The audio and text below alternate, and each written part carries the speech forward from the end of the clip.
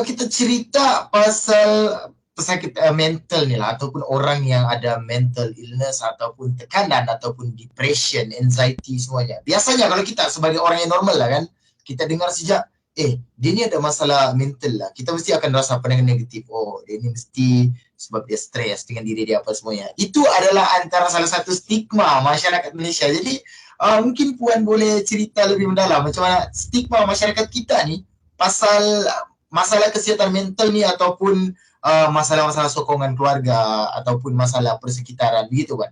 Stigma ini adalah racun sebenarnya, kerana ia adalah penghalang utama untuk seseorang mendapatkan bantuan dan rawatan. Kerana bila ada stigma, bila wujudnya persepsi negatif, tidak kira terhadap diri sendiri ataupun orang sekeliling, kita akan menjadi malu, kita akan menjadi takut untuk mendapatkan bantuan dan rawatan. Jadi akhirnya apa yang berlaku, kita akan sengsara, kita akan struggle alone and in silence. Jadi ini apa yang berlaku sebenarnya.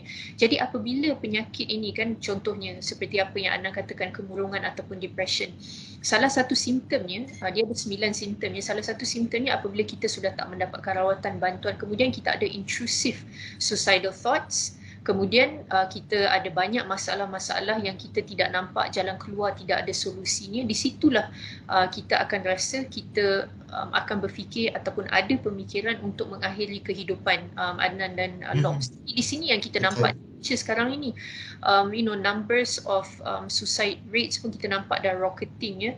Risiko-risiko suicide juga tinggi sekarang ni ya, Adnan. Jadi inilah sebenarnya yang berlaku. Jadi apa yang perlu kita lakukan adalah kita perlu menimba ilmu.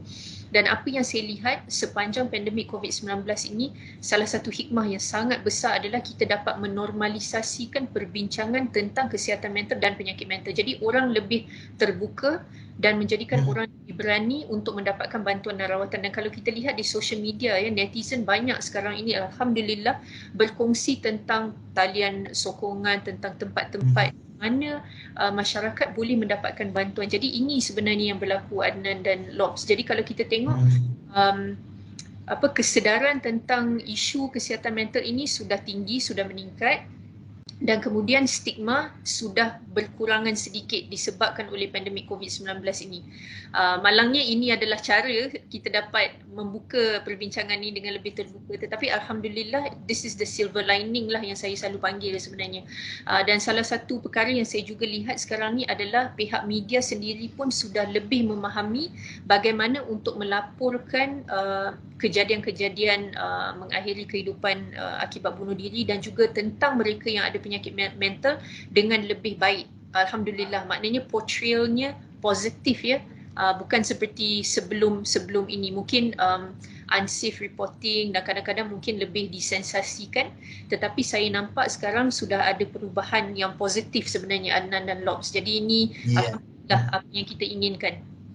Ya betul, sebab kalau kita tengok untuk zaman sekarang ni lah kan, salah satu kelebihan social media adalah bila digunakan pada cara yang betul, yang mana sekarang ni banyak orang menggunakan hashtag tentang kesedaran kesihatan mental, dan juga banyak orang share quotes-quotes yang boleh membina. Sebab kalau sebelum-sebelum ini saya yakin yang Puan pernah dengar, kalau macam kita dengar sejak perkataan, contohnya macam kalau di Semenanjung masuk Tanjung Rambutan, itu dah macam memang orang cakap dia ni mesti gila. Tapi sebenarnya masuk ke pusat-pusat begitu, kalau macam di Sabah kita ada tempat Bukit Padang, kalau pergi ke tempat tu orang punya stigma mesti ni confirm dia gila, sebab tu dia masuk sana. Tapi sebenarnya sakit mental tu dia ada banyak cabang-cabang dia.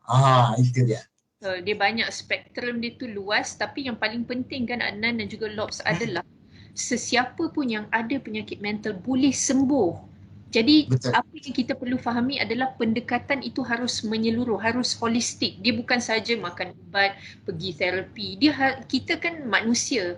Jadi kita perlukan sokongan, kita patut kembali ada work-life balance, menjaga diri, tidur cukup, rehat cukup, makan dengan betul, menjaga diri, menjaga kesihatan fizikal juga. Jadi banyak perkara yang kita perlu laksanakan, barulah proses penyembuhan menjadi efektif.